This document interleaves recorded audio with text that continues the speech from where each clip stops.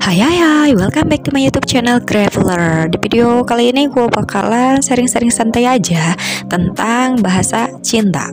Tapi sebelum gue sharing, tolong kalian klik dulu tombol like, subscribe, share, and komennya ya. Makasih.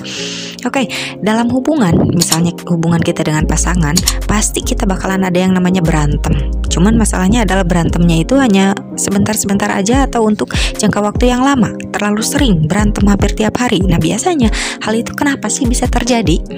Biasanya ya, penyebab hubungannya itu bermasalah itu yang pertama, kita itu tidak mengenal diri kita sendiri gitu.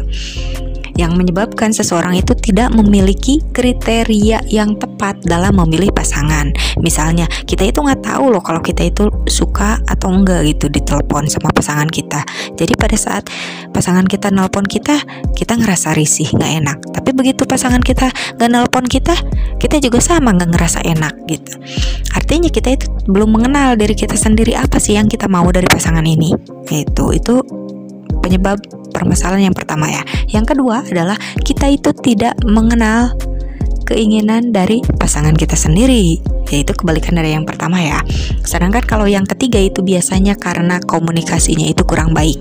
Komunikasi yang kurang baik itu ada dua macam ya. Yang pertama yaitu komunikasi pasif, yaitu ketika kita diam aja dan ikut apa yang pasangan kita inginkan. Ya, nerimo aja pasangan mau kayak gimana juga, kita cuman ikut-ikutan aja. Itu nggak baik ya.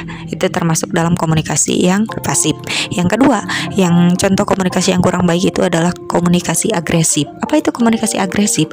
Komunikasi agresif itu yaitu ketika kita menyampaikan keinginan kita dengan cara yang tidak baik. Contohnya itu dengan cara marah atau berkata-kata kasar, itu komunikasi yang tidak baik ya.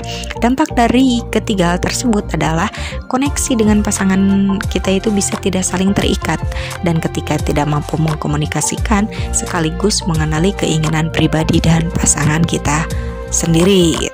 Nah, gimana sih caranya supaya komunikasi kita baik lagi, hubungan kita dengan pasangan kita itu baik lagi? Nah, solusinya itu dengan bahasa cinta. Pertama kali itu bahasa cinta itu diperkenalkan sama Gary Chapman. Oke, jadi apa sih bahasa cinta?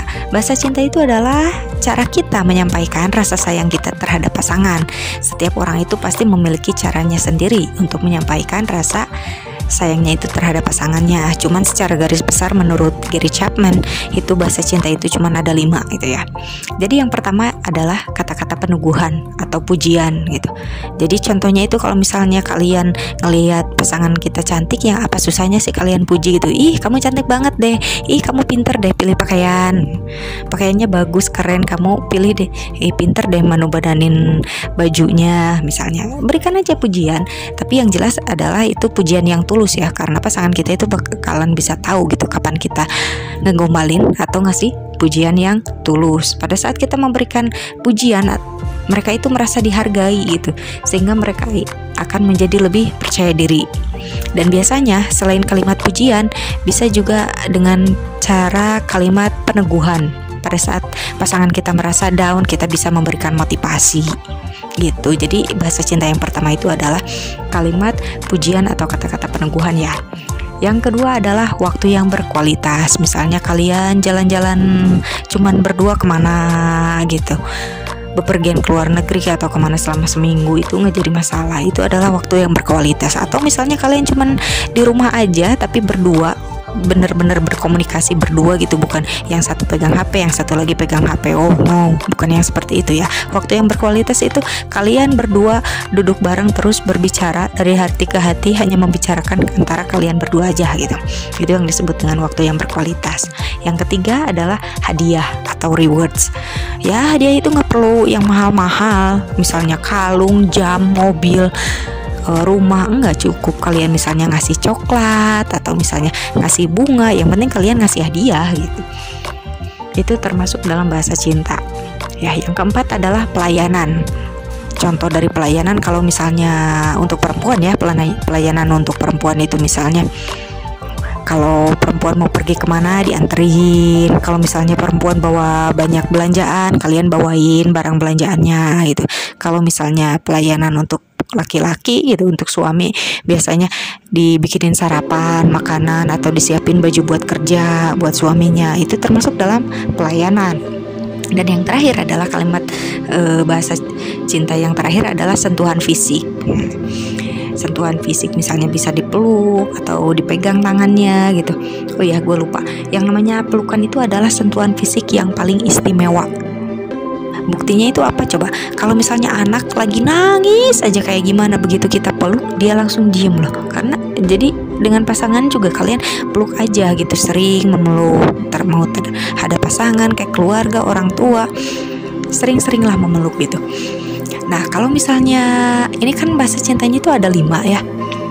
Biasanya secara general gitu, ini secara general aja ya, bahasa cinta untuk perempuan itu adalah waktu yang berkualitas. Secara general ya, perempuan kebanyakan itu bahasa cintanya itu waktu yang berkualitas. Tapi kalau untuk laki-laki bahasa cintanya itu pelayanan. Itu secara general ya. Kalau untuk secara spesifiknya kalian bisa tahu gimana sih pasangan kita bahasa cintanya apa.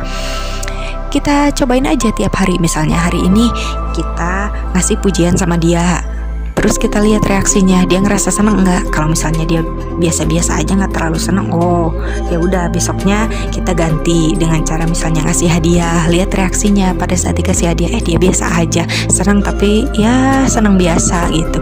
Oh, lusanya kita ngasih waktu yang berkualitas dengan dia. Kalau ternyata kita ngelihat reaksi dia itu benar-benar happy banget gitu waktu berkualitas dengan kita, oh berarti bahasa cintanya itu memang waktu yang berkualitas. Tapi kalau misalnya nggak biasa-biasa juga dengan waktu yang berkualitas, coba dengan pelayanan atau sentuhan fisik. Kalian coba-coba aja lah setiap hari, beda-beda gitu, ganti terus, lihat reaksinya seperti apa.